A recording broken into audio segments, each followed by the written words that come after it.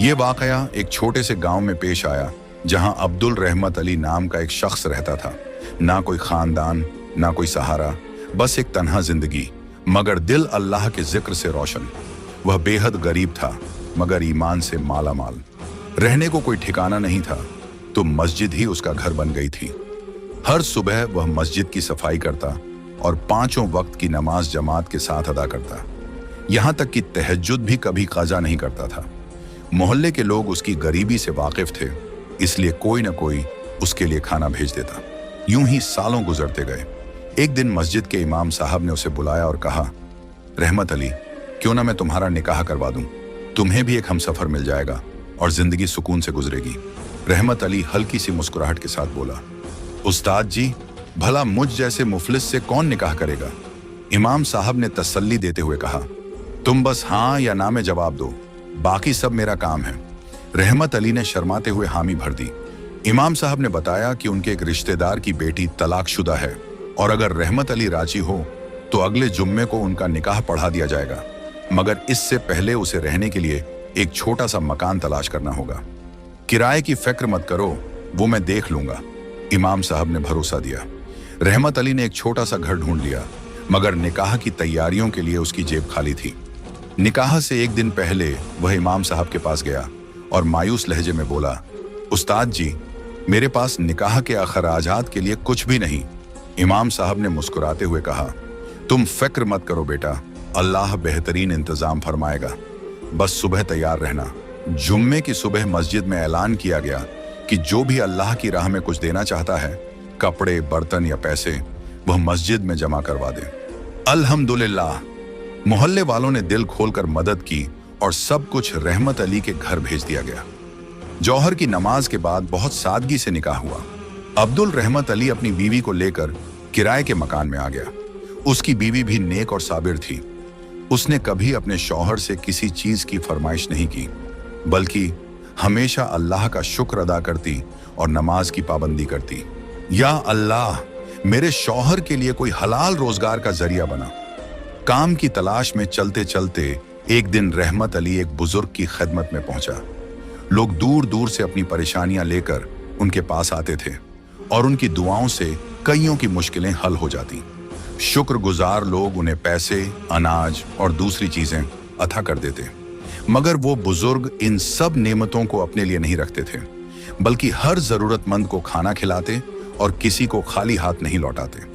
रहमत अली ने जब यह सब देखा तो उसके दिल में उम्मीद की एक नई रोशनी जगी। वह बुजुर्ग के पास गया और अपनी गरीबी और तंगहाली का जिक्र किया।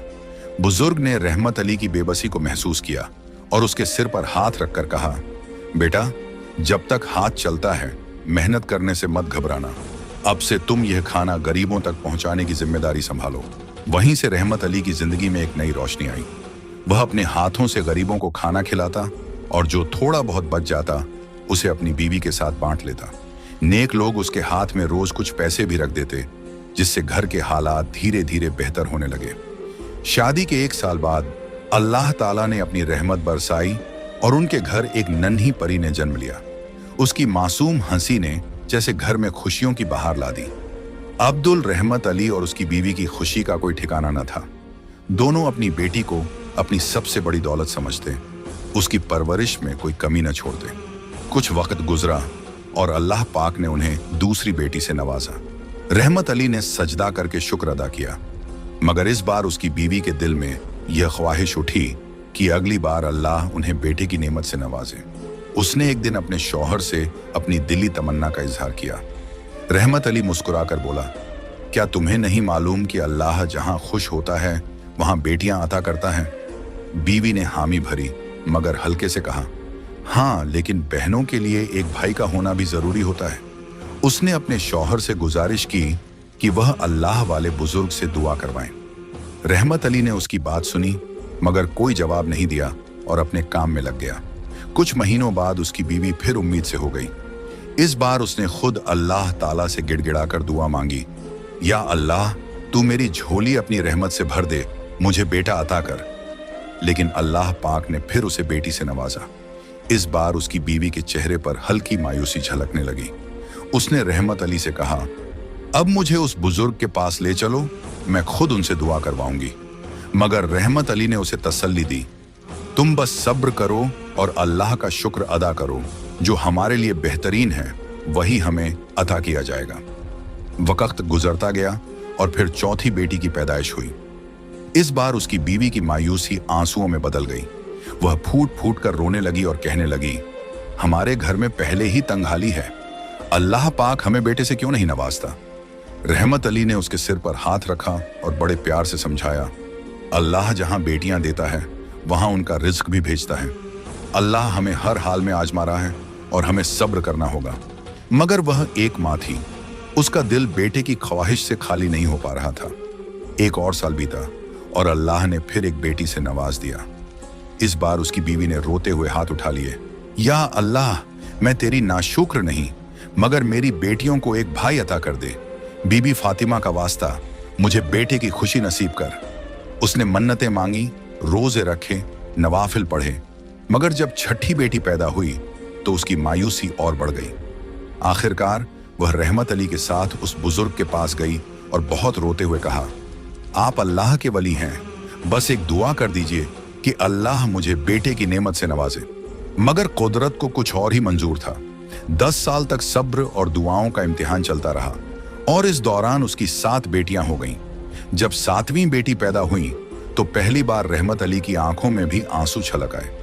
रहमत अली का दिल बेचैन था, ना कोई भाई ना बाप, और अब अगर अल्लाह ने उसे बेटा ना दिया तो क्या वह यूं ही जीता रहेगा।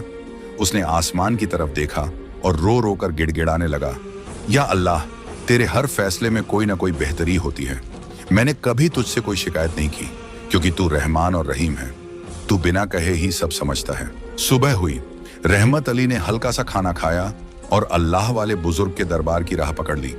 जैसे ही उसकी छुट्टी हुई वह वहां पहुंचा और आंगन में बैठकर इंतजार करने लगा। जब भीड़ कम हो गई तो वह बुजुर्ग के करीब आया और अदब से झुककर बोला, अल्लाह के वली, दूर दूर से लोग यहाँ अपनी परेशानियां लेकर आते हैं, क्या उनकी मुश्किलें हल हो जाती हैं? क्या उनकी दुआएं कबूल होती हैं? बुजुर्ग ने रहमत भरी निगाहों से उसकी तरफ देखा और बोले, बेटा, सुबह से लेकर शाम